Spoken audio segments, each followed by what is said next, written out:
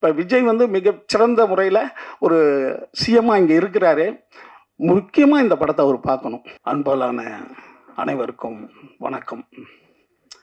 இப்படி ஒரு சிறப்பான நாளில் இப்படி ஒரு சிறப்பான ஒரு நிகழ்வை நமக்கு ஏற்படுத்தி தந்திருக்கின்ற இயக்குனர் பாலகிருஷ்ணன் சார் அவர்களுக்கு நம்ம எல்லாம் கை தட்டுவோம். ஏன்னா ஒரு விஷயத்தை, ஒரு சிறந்த விஷயத்தை இப்படி எல்லாராலையும் செய்ய முடியறதில்ல. அதற்கு உதவி செய்த அத்தனை பேருக்கும் நம்ம ஒரு தடவை திரும்ப கை தட்டுவோம்.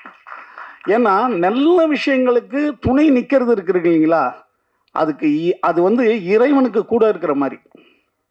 அது எல்லாராலையும் முடியறது கிடையாது. இந்த படத்தை பார்க்கும்போது எனக்கு வையத்துள் வாழ்வாங்கு வாழ்பவன் வானோரையும் தெய்வத்தில் வைக்கப்படுகிறான். வாழும்போதே ஒருத்தவன் பூமியில் கடவுள் மாதிரி வாழ்ந்துட்டான்னா பூமியிலே அவன் இறைவனாக வாழ்கிறான்னு தான் அர்த்தம். அதுக்கு ஒரு மாபெரும் உதாரணம் தான் ஐயா காமராஜர் அவர்கள். அதில் எந்த மாற்று கருத்துமே கிடையாது. எனக்கு இந்த படத்தை பார்க்கும்போது திருவிளையாடல்ல கடவுள்கள் வந்து ஒவ்வொரு அற்புதங்களை பண்ணிக்கிட்டே இருப்பாங்கல்ல, ஒவ்வொரு அற்புதமும் அற்புதமாகவே இருந்துக்கிட்டே இருக்கும். இதெல்லாம் எப்படி உங்களால் நிகழ்த்த முடியுதுன்னா அவங்க கடவுள்கள். அப்படி ஒவ்வொரு விஷயத்தையும் ஒரு கடவுள் செய்கிற மாதிரியே செஞ்சுட்டு போகிறது தான் காமராஜனுடைய ஒவ்வொரு விஷயமா நான் பார்க்குறேன் நான். ஏன்னா ஒரு மனிதனாக பிறந்தவன் எப்படி அடுத்தவர்களுக்காகவே அவர் யோசிச்சிருக்க முடியும் அப்படிங்கிறது வந்து மிகப்பெரிய ஒரு நம்மளுக்கெல்லாம் உதாரணமாக இருக்குது. அதாவது ஐன்ஸ்டைன் உலகத்தினுடைய விஞ்ஞானிகளுக்கெல்லாம் விஞ்ஞானியாக கருதப்படுகிறார். அவருடைய வாழ்க்கை வரலாறு புத்தகத்தை நான் படிக்கும்போது அவருடைய அறையில் வந்து காந்தி படத்தை வச்சிருக்காரு. காந்தியினுடைய படத்தை வச்சிருக்காரு. அதுக்கு காரணம் அவர் சொல்லும்போது என்ன சொல்றாருன்னா, நான் வந்து காந்தியை பற்றி நியூஸ் கேள்விப்பட்டுக்கிட்டே இருந்தேன், நிறைய அவரை பற்றி செய்தி கேட்டுக்கிட்டே இருந்தேன். எப்படி ஒரு மனிதனாக பிறந்தவன் இப்படி எப்படி வாழ முடியும்னு எனக்கு ஆச்சரியமாக இருந்தது. அதனால தான் அவர் ஃபோட்டோ வச்சுக்கிட்டு. அப்படி நம்மளும் காமராஜர் ஃபோட்டோ வச்சுக்கலாம். எப்படி இப்படி ஒரு மனுஷன் வாழ்ந்தாரு அப்படின்ட்டு, அதுவும் நமக்காக. அதாவது நீங்கள் மெரினா பீச்சுக்கு போயிருந்தீங்கன்னா எவ்வளோ சிலைகள் இருக்குங்க. அதாவது லண்டன் போனீங்கன்னா கார்ல் மார்க்ஸ் சிலை, உலகத்தினுடைய அதிக மக்கள் பார்க்கின்ற சிலை கார்ல் மார்க்ஸ் சிலை தான். அதாவது ரெண்டு அந்த அந்த அந்த இடுகாட்டில் ஒரு பக்கம் ஃபுல்லாக ராஜாக்கள் கல்லறை, இன்னொரு பக்கம் ராஜாக்கள் இல்லாதவர்கள் கல்லறை. ராஜாக்கள் இல்லாத கல்லறையில தான் கார்ல் மார்க்ஸனுடைய இது இருக்கு. அது உலகம் அதிக மக்கள் அதை தான் வந்து பார்க்குறான். அதே போல சைனாவை உருவாக்கிய மாவோ, ஹோஸ்மின் வியட்நாமை உருவாக்கிய ஹோஸ்மின், அமெரிக்காவை உருவாகிய பெஞ்சமின் பிராங்க்லின், இப்படி ஒவ்வொருத்தவங்களும் ஒவ்வொன்றை உண்டாக்குறாங்க. அப்படி நம்மை உருவாக்கியவர் காமராஜர் தான். தமிழ்நாடை உருவாக்கியவர் காமராஜர் தான்.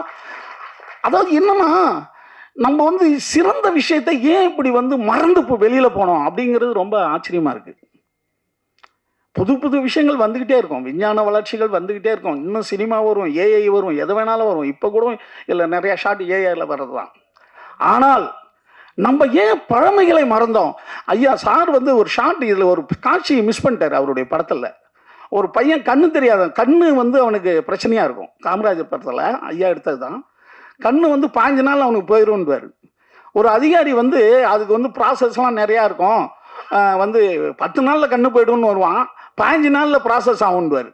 காமராஜர் கூப்பிட்டியோ, ஏன்னா 10 நாளில் அவனுக்கு கண்ணு போய்டும்ன்ற, 15 நாளில் நீ ப்ராசஸ் போட்டு தர அப்படின்றாரு. இல்லை சார், அதுதான் வந்து அந்த ரூல்ஸ்லாம் இருக்குது. என்னையா ரூல்ஸு அப்படின்ற ஒரு வார்த்தை சொல்லுவாருங்க. நீங்கள் நீராறுங்கடலோட ஜனகணமனெல்லாம் பாடுங்க, பாடும்போது ஏஞ்சி ஸ்டடியாக தான் நிற்பீங்க. ரூல்ஸ் அது மரபு.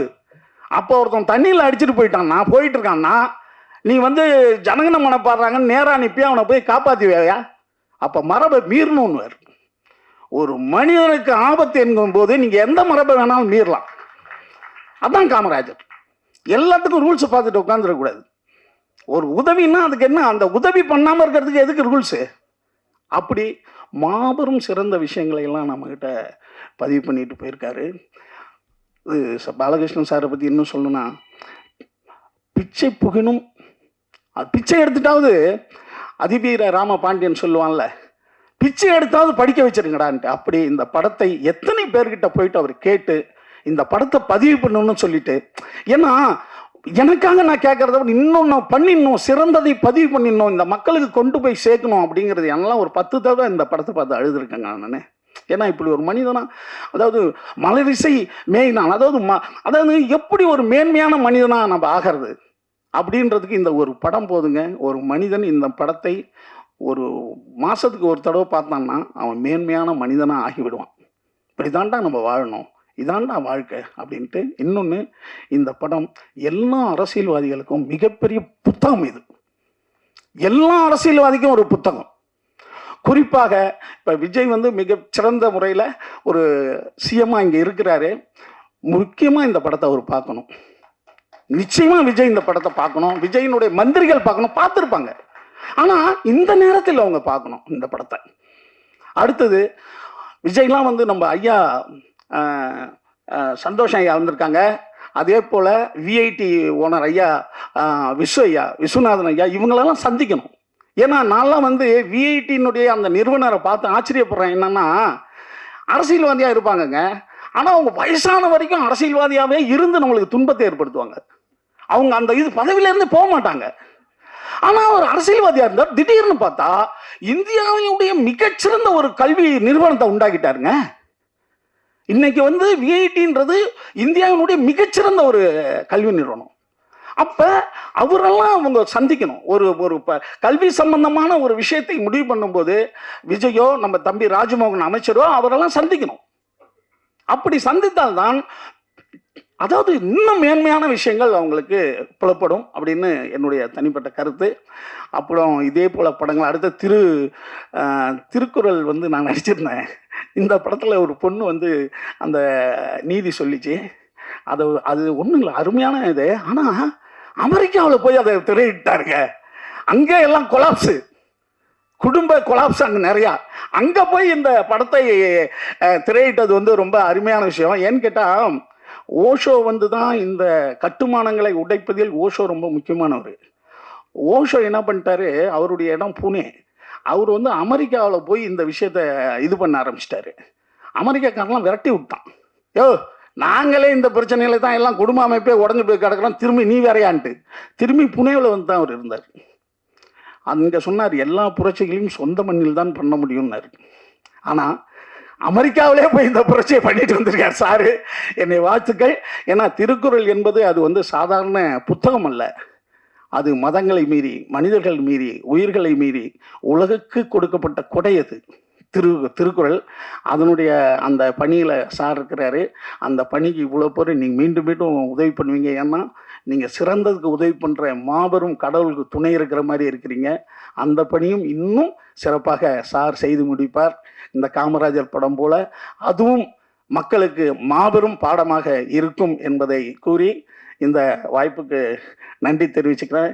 அடுத்தது கேமராமேன், அடுத்து நம்ம இதில் நடித்தவர்கள், அடுத்தது இன்னும் அதில் டெக்னீஷியன்ஸு, அடுத்து மற்ற துறையில் இருந்த அத்தனை பேருக்கும் என்னுடைய அன்பான வாழ்த்துக்களை தெரிவிச்சுக்கிறேன். நன்றி, வணக்கம்.